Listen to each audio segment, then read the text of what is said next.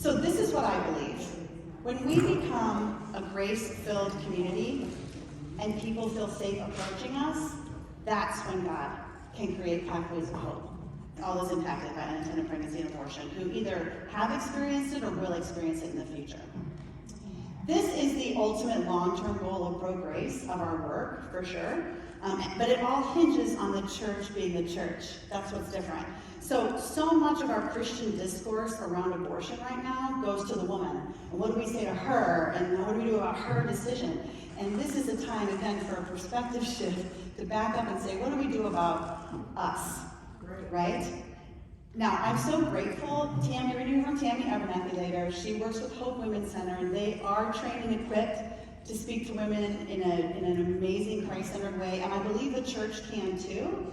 It's just that we have some work to do first, right? We can't skip to wanting to help people if we're not ready to offer this meaningful help.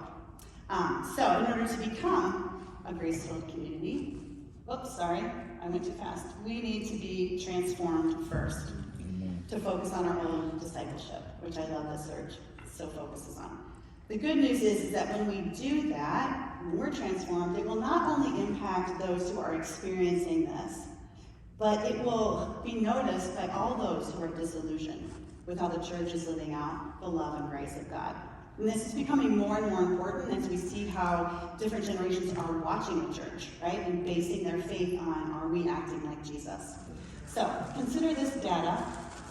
In the 1970s, 5% of Christians said they did not have any religious affiliation. 5% of Christians.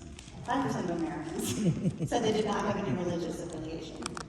In 2021, of all generations, it was 30% saying I have no religious affiliation. Now, there has been change in every generation, so that's good to know. There are boomers who are changing, Generation X, all that.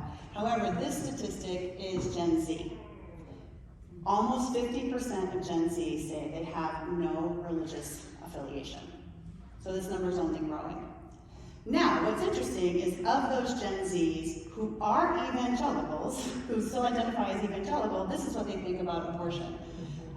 So their concern over abortion, you can see they're either moderately, very, or extremely takes up 80%.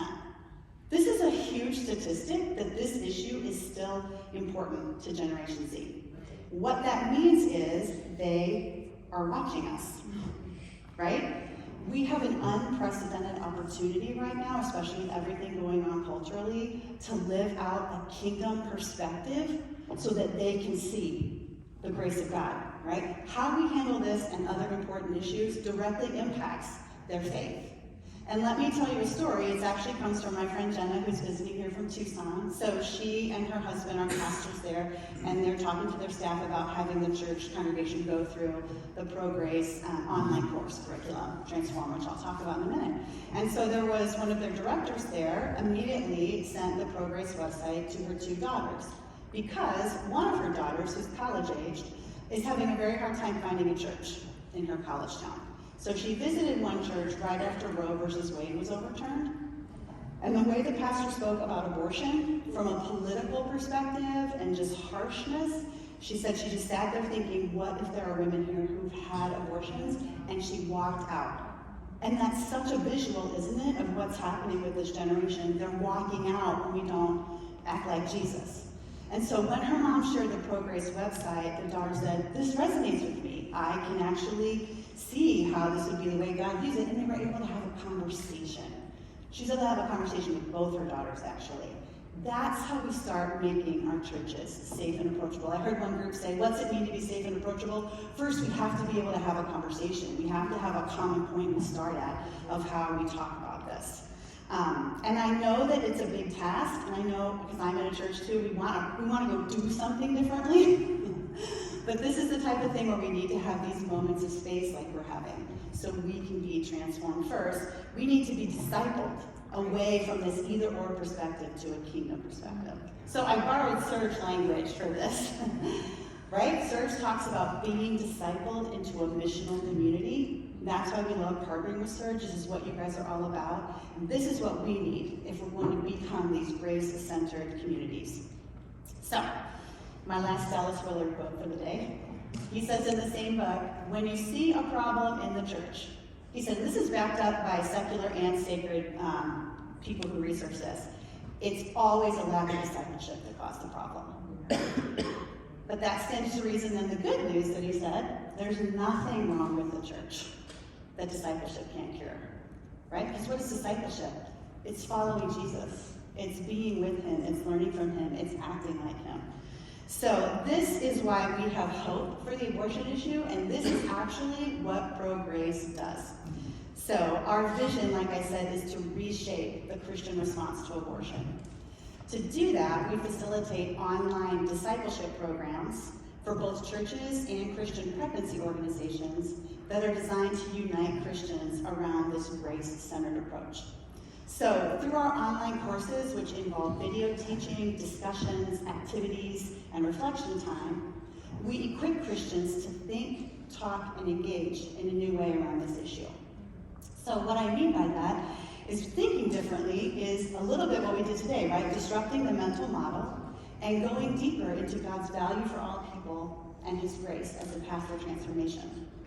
Talking differently is exposing the ways stereotypes undermine trust, letting go of those, and adopting new ways of listening first and then having conversations. And then engage, we provide tools and curriculum to become a community that's safe for this conversation and then can welcome people into dialogue and ultimately this grace-centered community.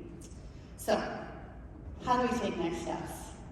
Ultimately, we just keep creating margin, right? We just allow the Holy Spirit to lead us deeper into truth. And this is what we've done together today. So what we experience are the types of exercises that we do in our online courses. So if you've experienced some aha moments in our time together, or even if you're leaving with more questions than you had when you came in, or you want to go further, I really think you would get a lot out of the 8-week Transform course that we offer online. And there are cards on your table that has the QR code to that. It's great for small, we have a version for small groups to go through, even a church package, as well as for individuals, right? This is getting everyone on the same page with a grace-centered response. So I'm going to show a video in a minute of what the grace-centered response can look like, but if you want, there's also QR codes up on the screen of how you can either take the Transform course or join our online community through our e-news. We would love to keep having this conversation with you because, in my opinion, you are the hope. We're the church. We are the church with a capital C. This is God's plan for the abortion issue, and I love just seeing the resonance today and know that Phoenix can be so blessed by you guys stepping into this. So we're going to watch a brief video of what can happen when a church is transformed, and then after that we'll welcome Tammy Abernathy and Josh Daly up for a panel.